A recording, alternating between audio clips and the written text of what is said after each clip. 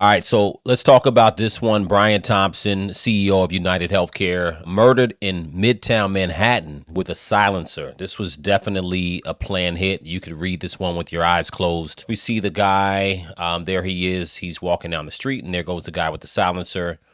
And I mean, this is just, it's sad because this guy has two kids, and it's not something that you want to see happen to anybody. It's a murder mystery that could have been ripped from the pages of a crime novel, but it is not.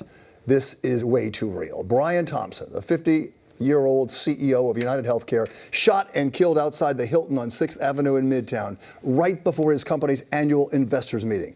This new image of the suspect recovered from a nearby Starbucks. The killer seen on video lying in wait outside the hotel. He apparently knew the exact door Thompson was going to use.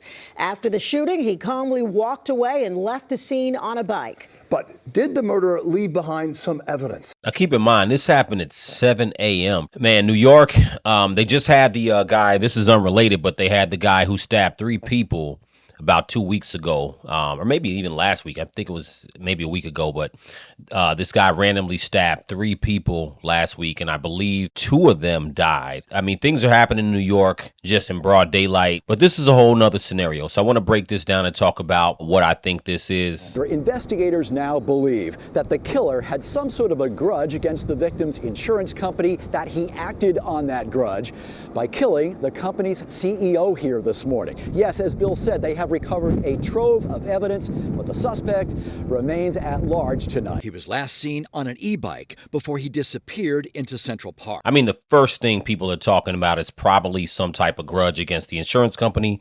And my guess, we're all speculating right now, police don't know who did it. Sometimes in a place like New York, everybody can be around and there's still no witnesses and there's so much action going on. You have a bike, you can kind of get away. And once you get away from the initial area, it's going to be hard to catch this guy. What do we think happened? This man probably has a relative who had some kind of illness, something that needed to be done, some type of procedure, and was denied, right?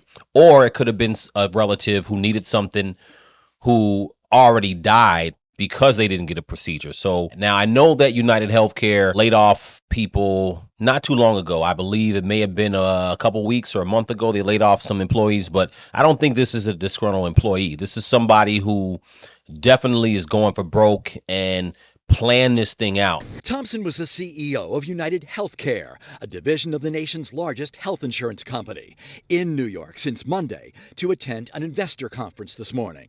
Detectives recovered 3 spent 9mm shell casings and 3 live rounds. It's not clear whether any words were exchanged. Investigators later recovered these surveillance images. Yeah, so this looks like, I mean, if I had to guess, this looks like a white guy. Looks kind of young. And I doubt he's someone with a disease. I think he's somebody that had a relative. It is sad because from what I understand, he does have 2 sons. He has a wife back in Minnesota. The wife actually told, I believe, NBC News that her husband had been getting some threats recently. She didn't know what specifically, but she thought it might be something in relation to coverage. So I want to go to another video. This video is of 2 United Healthcare workers discussing someone's insurance claim. Now, this is not related to this incident per se, but this is just something internally between 2 United Healthcare workers talking about a claim. He states that it's not medically necessary treatment. That was an internal phone call between 2 United Healthcare workers. They're laughing about denying someone's insurance claim. We're ProPublica, a nonprofit newsroom, and we investigated. The person they're laughing about is Chris McNaughton. He was in college when he was diagnosed with ulcerative colitis, a chronic autoimmune disease. It took him a really long time to find meds that put his disease into remission. But when he finally did, United flagged Chris's case as a high-dollar account. Ultimately, United said it wouldn't pay for his medicine because it was not medically necessary. When I started that treatment, I think I had literally failed every other ulcerative colitis medication. So it would almost seem that it was the very definition of medically necessary and then nothing else had worked. When United turned down Chris's claim, his medical bills were running nearly $2 million a year, so Chris did something few people ever do.